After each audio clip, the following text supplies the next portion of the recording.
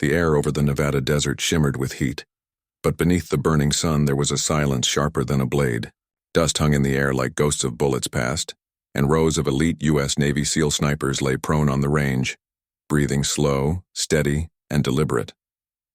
Each man was a master of precision, a hunter of impossible distances, but today the desert refused to yield.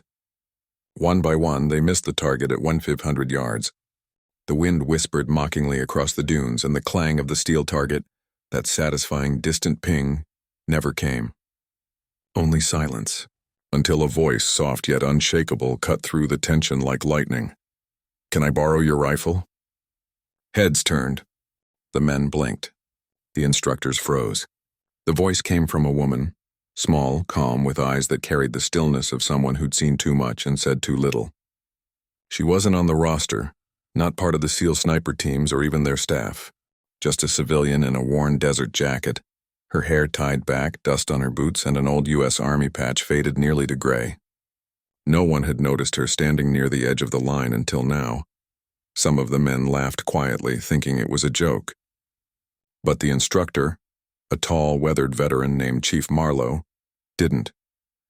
He had seen that look before, the steady, unblinking calm of someone who'd already faced their worst day and survived. Without a word, he handed her his custom M2010 rifle, chambered in .300 Winchester Magnum, a weapon that could punch through steel at over a mile. "Go ahead," he muttered, half curious, half testing her nerve. She lay down in the sand. No adjustments, no hesitation, just one deep breath. The wind was shifting and left to right, hard gusts, then dead calm. It was the kind of day even machines missed. She didn't use a spotter, didn't check the wind meter.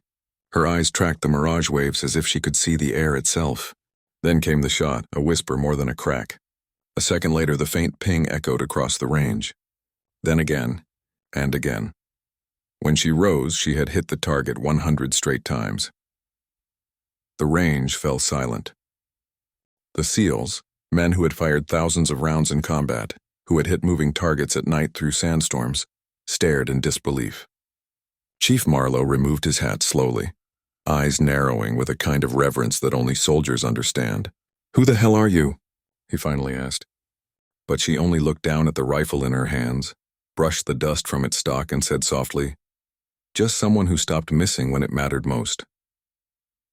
No one forgot her that day. But her story began long before that desert, in the mountains of Afghanistan, under a different sky, when she was known only as Hannah Reed, a combat markswoman for the U.S. Army's Cultural Support Team. She had been deployed alongside elite rangers, helping bridge the gap between American troops and Afghan civilians, often under enemy fire. What few knew was that Hannah wasn't just part of the team, she was its silent backbone. Her ability to read wind, distance, and emotion alike made her irreplaceable, but in war even the best can break. During a mission outside Coast Province, Hannah's team was ambushed in a narrow valley. A sniper's bullet found her spotter first, Corporal Diaz, a man who had once taught her to measure her breathing by her heartbeat. As she dragged his bleeding body behind a rock, another shot cracked, this one tearing through her shoulder. She still remembered the smell of cordite and iron, the scream that never left her throat. Her rifle was inches away, but she couldn't lift her arm. The last thing she saw before blacking out was Diaz's blood soaking into the sand beside her. She survived. Diaz didn't. When she woke weeks later in a military hospital in Landstuhl, her shoulder was barely functional. The doctors told her she'd never shoot again, that the nerve damage was too deep. She laughed bitterly through the morphine haze, saying they didn't understand. Shooting wasn't just something she did. It was who she was. When she was discharged months later, she was given a folded flag, a list of medals, and a piece of paper that said, "Unfit for further service." Hannah disappeared after that. No interviews, no medal ceremony, no farewell salute. She sold her truck, bought a small cabin outside Fallon, Nevada, and spent her days fixing old rifles, teaching kids at the local range, and trying to forget the valley and coast. But every time the wind howled across the desert, she could still hear the echo of that missed shot, the one that might have saved Diaz's life. It was a quiet life, until the SEALs showed up. They were testing new optic systems, invited by the base commander to use the nearby range. Hannah wasn't supposed to be there, but she'd been asked by a friend, a range officer, to help calibrate some targets. When she saw the men struggling against the wind that morning, something inside her stirred. For years she had refused to touch a sniper rifle, but watching them miss over and over awakened a part of her she thought she'd buried in Afghanistan. So when she asked, "Can I borrow your rifle?" it wasn't arrogance. It was something deeper, the quiet defiance of a soldier reclaiming her purpose. Chief Marlowe would later say that the moment she pulled the trigger, he knew she wasn't shooting at a target, she was shooting at ghosts. Each round that struck steel was another piece of her healing, each ping a heartbeat she'd thought she'd lost. By the time she reached her 100th hit, there were tears on her face, though she hadn't noticed them. When she stood, Chief Marlowe saluted her, not as an officer to a subordinate, but as one warrior to another. Word of her performance spread quickly through the ranks. A civilian who outshot the Navy's best, who hit 100 in a row when others couldn't hit 5. Journalists came asking for interviews, but Hannah declined everyone.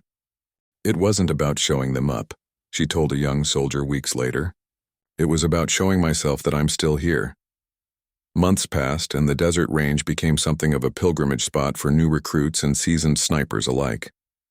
They called her the Desert Ghost. Some said she trained at dawn, hitting steel at distances even drones struggled to mark. Others said she vanished after every session, leaving nothing but shell casings and silence. But those who met her, the few who truly saw her, said Hannah Reed carried a peace that could only come from making peace with pain itself. Years later, when a memorial was built for fallen cultural support team members, her name appeared at the dedication, not as one of the fallen, but as one of the forgotten returned. She stood in the back unnoticed until Chief Marlowe, now retired, spotted her. He didn't speak. He just nodded once and she nodded back. Between soldiers, sometimes that's all it takes. When she left that day, she stopped by the old range one last time. The wind was calm, the sky clear. She took out her rifle, the same one she'd borrowed years ago, and set up a single steel plate at 2,000 yards. It took her a full minute to steady her breath, to feel the rhythm of the earth beneath her. When she finally squeezed the trigger, the shot rang true. The ping came back after a long, almost sacred silence. She smiled faintly, whispered, "That one's for you, Diaz," and walked away. If this story touched your heart, if it made you feel the weight of what courage and healing truly mean, then please take a moment to like, share, and subscribe. Every act of remembrance keeps these silent heroes alive in our stories. Special request to comment. Tell us where you're watching from, and share what courage means to you. Sometimes the smallest stories of strength inspire the biggest hearts.